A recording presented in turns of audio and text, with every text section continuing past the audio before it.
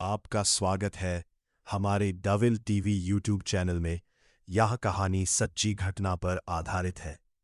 एक समय की बात है जब शहरों की चकाचौंध से दूर पहाड़ों की गोद में एक छोटा सा गांव बसा हुआ था। इस गांव के उत्तर की दिशा में एक विशाल और घना जंगल था, जिसे गांव के लोग काला जंगल या भूतिया जंगल कहते थे। गांव के बुजुर्ग हमेशा बच्चों को ताकीद करते थे कि सूरज ढलने के बाद उस जंगल की तरफ रुख भी मत करना। कहानी की शुरुआत होती है चार दोस्तों से, अमित, राहुल, नेहा और अंजलि। चारों कॉलेज की छुट्टियों में गांव घूमने आए थे। वे सब आज के जमाने के पढ़े लिखे बच्चे थे, जो भूत प्रेत और अंधविश्वासों पर बिल्कुल भरोसा नहीं करते थे। एक शाम जब सब गांव के चौपाल पर बैठे थे, तो एक बुजुर्ग ने उन्हें उस जंगल की कहानी सुनाई। उन्होंने बताया, आज से 50 साल पहले उस जंगल के बीचों बीच एक हवेली हुआ करती थी। वहां एक तांत्रिक रहता था जो अजीबोगरीब साधनाएं करता था। एक रात कुछ ऐसा हुआ कि पूरी हवेली आग की लपटों में घिर गई। तब से लेकर आज तक जो भी रात के समय उस जंगल में गया, वो कभी लौटकर वापस नहीं आया। वहां अजीब अजीब आवाजें सुनाई देती हैं और रोने की चीखें गूंजती हैं। अमित को यह सब एक मनगढ़ंत कहानी लगी। उसने हंसते हुए राहुल से कहा, यह सब बस हमें डराने के लिए है, ताकि हम जंगल में जाकर रास्ता न भटक जाए। भूत भूत कुछ नहीं होता। राहुल के मन में भी उत्सुकता जागी। उसने कहा, क्यों ना हम खुद जाकर सच का पता लगाए। आज रात 12 बजे हम उस भूतिया जंगल में जाएंगे और एक व्लॉग बनाएंगे।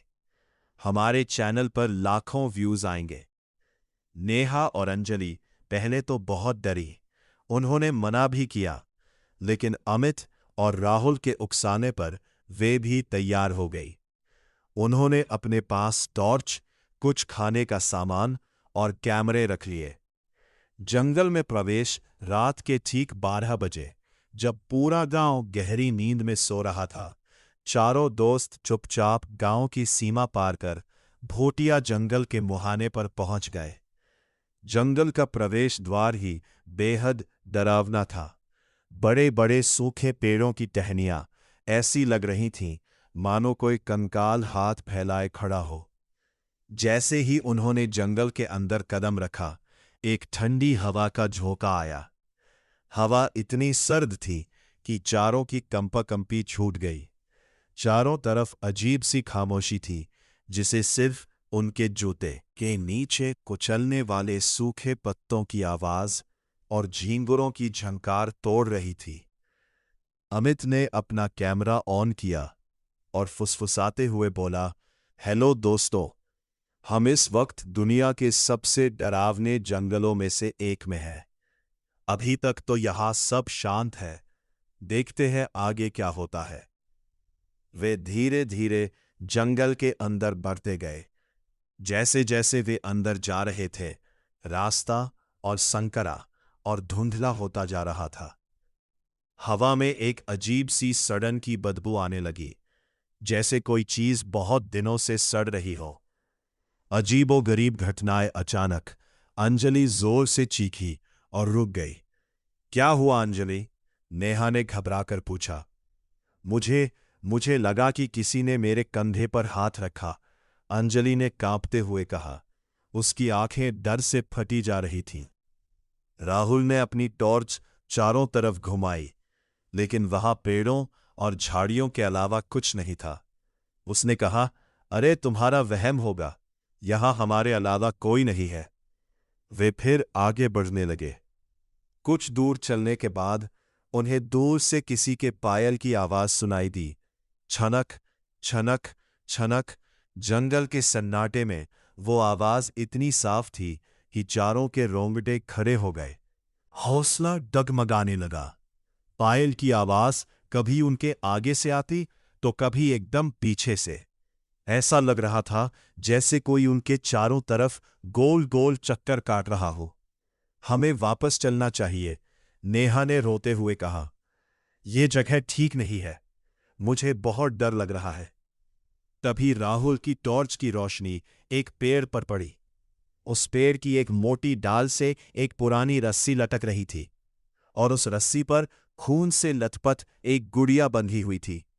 गुड़िया की आंखें गायब थीं और उसके चेहरे पर एक बेहद डरावनी मुस्कान थी। यह देखकर चारों के पैरों तले जमीन खिसक गई। अब उन्हें समझ आ गया था कि बुजुर्गों की बातें कोई कहानी नहीं थी। तांत्रिक की खंडहर हवेली में पीछे मुड़कर भागने ही वाले थे कि अचानक उनके पीछे का रास्ता गायब हो गया। जहां से वे आए थे वहां अब कंटीली झाड़ियों की एक घनी दीवार खड़ी थी। रास्ता पूरी तरह ब्लॉक हो चुका था। अब हम क्या करेंगे? राहुल ने घबराकर पूछा। उसकी टॉर्च की रोशनी भी अब टिमटिमाने लगी थी। तभी उनके सामने घने कोहरे के बीच से वही पुरानी खंडहर हवेली नजर आई जिसके बारे में बुजुर्ग ने बताया था। हवेली के टूटे हुए दरवाजों और खिड़कियों से काली परछाइयां हिलती हुई दिख रही थी। मजबूरी में खुद को कंटीली झाड़ियों और अनजान ताकतों से बचाने के लिए वे हवेली की तरफ भागे। जैसे ही वे हवेली के मुख्य हॉल में पहुंचे, भारी लकड़ी का दरवाजा अपने आप जोर से बंद हो गया। धड़ाम। अंदर पूरी तरह अंधेरा था। अमित ने अपने कैमरे की नाइट विजन लाइट ऑन की। कैमरे की स्क्रीन पर जो दिख रहा था उसे देखकर उसके हाथ से कैमरा छूटकर गिर गया।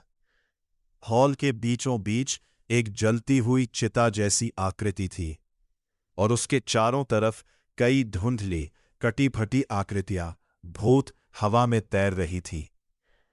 उन सब की आंखें लाल थीं और वे सब इन चारों दोस्तों की तरफ ही देख रहे थे। तभी हवेली के ऊपरी हिस्से से एक गूंजती हुई भयानक हंसी की आवाज आई। वो आवाज इतनी तेज थी कि चारों ने अपने कान बंद कर लिए। तुम यहां अपनी मर्जी से आए तो हो, लेकिन जा नहीं पाओगे। एक भारी और खौफनाक आवाज गूंजी। खौफनाक रात और भागने की जद्दोजहद। अंजलि और नेहा डर के मारे फर्श पर बैठ गईं और भगवान को याद करने लगीं। अमित और राहुल ने हिम्मत जुटाई और दरवाजे को तोड़ने की कोशिश करने लगे, लेकिन दरवाजा जैसे लोहे का बन चुका था। भी वे परछाइयां धीरे धीरे उनकी तरफ बढ़ने लगी।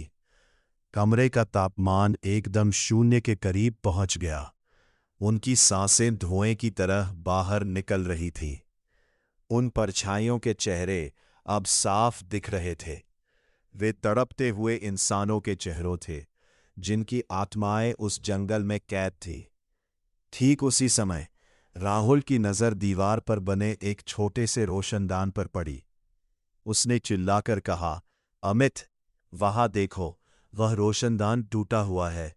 हम वहां से निकल सकते हैं। अमित ने फुर्ती दिखाई।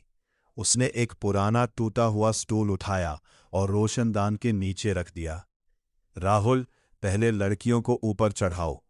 राहुल ने नेहा और अंजलि को सहारा देकर एक एक करके रोशनदान से बाहर निकाला।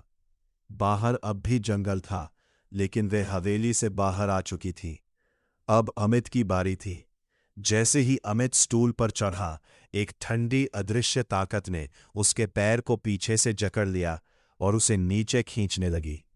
राहुल, मुझे बचाओ, कोई मुझे खींच रहा है, अमित चिल्लाया। राहुल ने बिना सोचे समझे रोशनदान के अंदर हाथ डाला और अमित का हाथ पकड़ लिया। दोनों के बीच एक भयानक खींचतान शुरू हो गई। एक तरफ अदृश्य रूहें थीं और दूसरी तरफ दोस्ती की ताकत। राहुल ने अपनी पूरी जान लगा दी और जोर से चिल्लाते हुए अमित को ऊपर की तरफ खींचा। अमित का पैर उस अदृश्य पकड़ से छूट गया और वो सीधे रोशनदान से बाहर आ गिरा। सुबह की किरण। वे चारों हवेली से बाहर तो आ गए थे, लेकिन मुसीबत अभी टली नहीं थी। वे बिना पीछे देखे बस भागते रहे। पेड़ पौधे, झाड़ियां उनके कपड़ों को फाड़ रहे थे। पैरों में चोटें आ रही थीं, लेकिन डर इस कदर हावी था कि वे रुकने का नाम नहीं ले रहे थे। पीछे से अभी भी रोने और चीखने की आवाजें आ रही थी।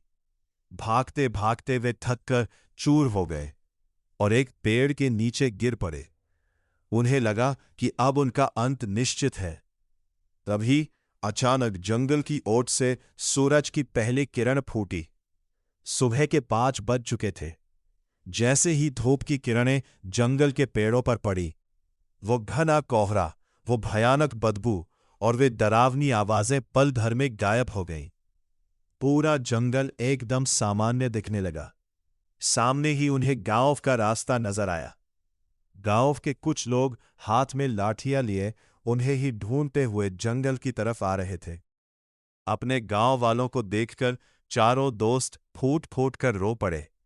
वे दौड़कर उनके पास गए और उनसे पूरा जंगल एकदम सामान्य दिखने लगा। सामने ही उन्हें गांव का रास्ता नजर आया। गांव के कुछ लोग हाथ में लाठियां लिए उन्हें ही ढूंढते हुए जंगल की तरफ आ रहे थे। अपने गांव वालों को देखकर चारों दोस्त फूट फूट कर रो पड़े। वे दौड़कर उनके पास गए और उनसे लिपटकर दोस्ती की ताकत महसूस की। राहुल ने अपनी पूरी जान लगा दी और जोर से चिल्लाते हुए अमित को ऊपर की तरफ खींचा। अमित का पैर उस अदृश्य पकड़ से छूट गया और वहां सीधे रोशनदान से बाहर आ गिरा। अगर आपको यह कहानी अच्छी लगी हो तो लाइक, शेयर, सब्सक्राइब करना ना भूलें।